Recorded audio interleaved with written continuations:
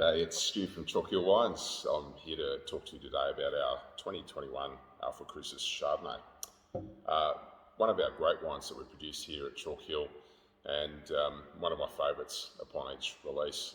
I'm very excited to have the 2021 vintage to talk to you today about, because it was a vintage with some great hype around it. From what we've seen with the fruit so far, the wines have settled brilliantly early. They're super approachable. This wine's been in bottle for about 2 months now. Normally it'd take about 4 to 6 months, but it's just settled and impeccable from a young age. So the quality of the vintage is starting to shine through. The fruit here is sourced from Piccadilly in the Adelaide Hills. It's the highest point for vineyards in South Australia. It's using the Bernard clone for Chardonnay.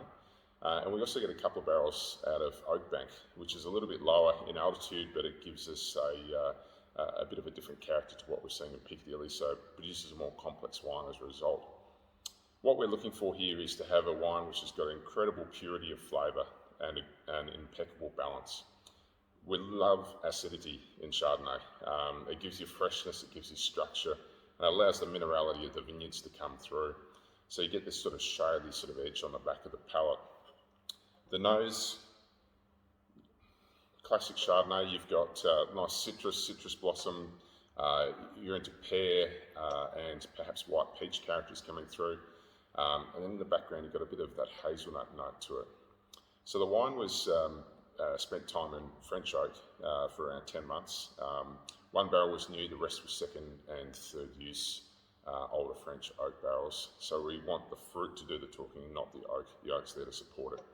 So it's not like the big styles you've seen in the past in the 90s and the horrendous 2000s where we're making these big buttery styles.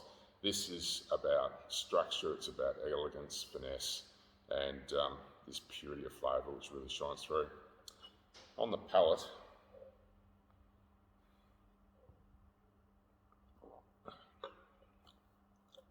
it's seamless. It's beautiful fruit up front, tightly round mid and back palates, because it's quite youthful still. The acid's pulling everything in, the fruit tannins comes in at the back there, but up that front palate you're seeing those lovely citrus notes through into pear fruits, then you're getting that lovely floral aspect, and then finishing with that sort of hazelnut note before you get that minerally dry finish. It's a gorgeous wine, and I think it's certainly going to be one of my favourites this year.